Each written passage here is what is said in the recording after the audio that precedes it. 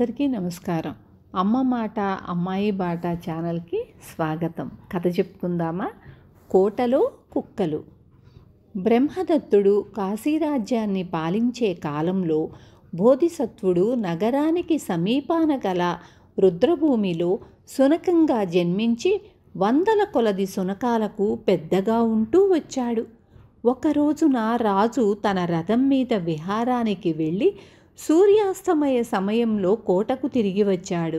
పరిచారకులు రథం గుర్రాలను శాలకు తోలుకుపోయి రథాన్ని రాజుగారి మేడ పక్కన ఉన్న ఆవరణలో వదిలారు. ఆ రాత్రి పెద్ద వర్షం కురిసి రథం బాగా తడిసిపోయింది. రాజుగారి పెంపుడు కుక్కలు మేడ దిగి వచ్చి రథానికి ఉన్న తోలు సామాగ్రిని సాధ్యమైనంత వరకు కొరికి తినివేశాయి. మర్నాటి ఉదయం పరిచారకులు రాజు వద్దకు పోయి సంగతి చెప్పారు. రాజు పట్టరాని కోపంతో, కుక్కలు నా విహార రథానికే ఇంతటి హాని చేసినాయా?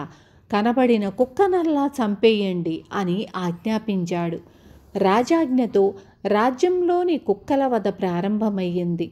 కొన్ని కుక్కలు రాజసేవకులను తప్పించుకొని బోధిసత్వుడు ఉండే రుద్రభూమికి పోయి, అయ్యా, రాజుగారి రథానికి కట్టిన తోలు పరికరాలను ఏవో కుక్కలు కొరికి తిన్నాయట. రాజుగారు కనపడిన కుక్కనల్లా చంపమని ఆజ్ఞాపించాడు అని చెప్పాయి. బోధిసత్వుడు వాటి మాటలు విని చాలా విచారపడ్డాడు. కోటలో ఉన్న రథం దగ్గరకు బయట నుంచి కుక్కలు వెళ్ళే అవకాశం లేదు. ఆ ప్రాంతాన అహోరాత్రాలు కాపలా వాళ్ళుంటారు. కనుక రథానికి కట్టిన తోలు పరికరాలను కోటలో ఉన్న కుక్కలే తిని ఉండాలి. నేరం చేసిన కుక్కలను రాజుకు పట్టి ఇచ్చి నా పరివారపు కుక్కలను రక్షించుకోవాలి అనుకున్నాడు బోధిసత్వుడు. ఆయన కుక్కలతో, మీరేమీ భయపడకండి, నేను రాజు దగ్గరకు వెళ్ళి వచ్చే వరకు మీరు ఇక్కడే ఉండండి అని చెప్పి, ధర్మం జయించుగాక, రాజు న్యాయం పాలించుగాక అని మనసులో అనుకుంటూ కోటకు వెళ్ళాడు.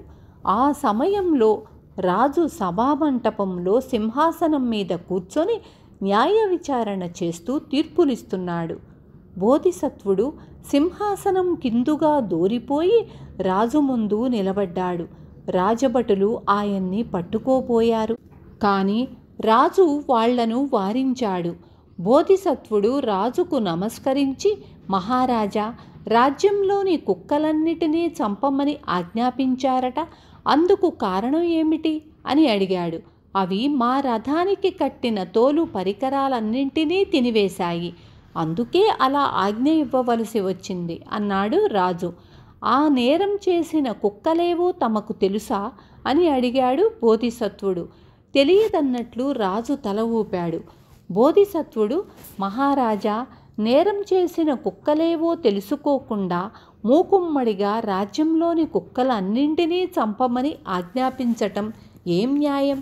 మీ భటులు కుక్కలన్నింటినీ చంపుతారా లేక కొన్నింటినైనా ప్రాణాలతో వదులుతారా అని అడిగాడు. రాజ్యంలో ఉన్న కుక్కలను చంపమని ఆజ్ఞ ఇచ్చాను. కోటలో మా పెంపకంలో ఉన్న కుక్కలకు ఎటువంటి హాని జరగదు అన్నాడు రాజు. మీకు నేరం చేసిన కుక్కలేవో తెలియదు, అయినా కోటలో ఉన్న వాటిని వదిలి మిగతా వాటిని చంపమని ఆజ్ఞాపించారు.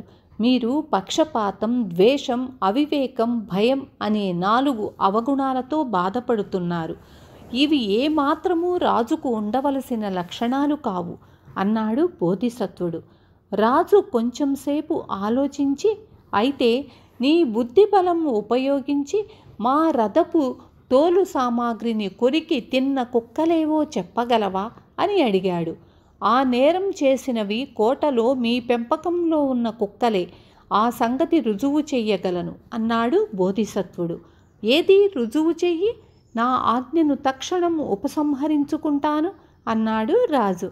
బోధిసత్వుడు రాజుతో కొంత మజ్జిగ, గరికపోచలు తెప్పించమన్నాడు.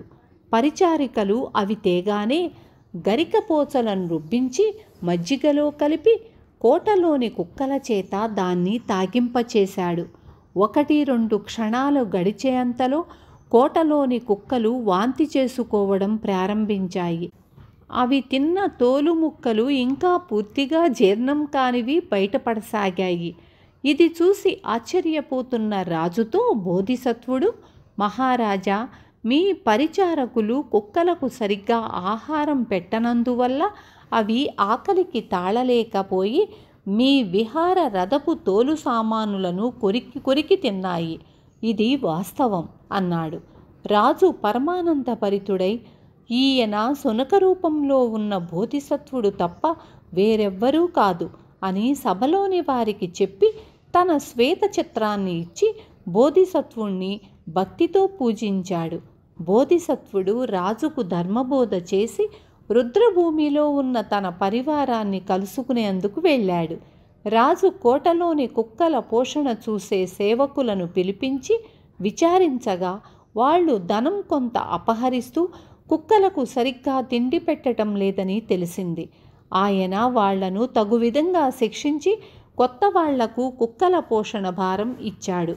రాజు ఆనాటి నుంచి కోటలో ఉండే కుక్కలకే కాక రాజ్యంలోని కుక్కలన్నింటికీ తగిన ఆహారం పెట్టడానికి కావలసిన సదుపాయాలన్నీ చేశాడు. ఆ తరువాత రాజు బోధిసత్వుడి బోధలు వింటూ తన జీవితంలో అనేక మంచి కార్యాలు చేశాడు. బోధిసత్వుడు ఈ విధంగా చాలా సంవత్సరాల పాటు లోకానికి ధర్మోపదేశాలు చేసి ఎంతోమందికి తరుణోపాయం చూపాడు. విన్నారు కదా. రేపు మళ్ళీ ఇంకొక మంచి కథతో మీ ముందుకు వస్తాను.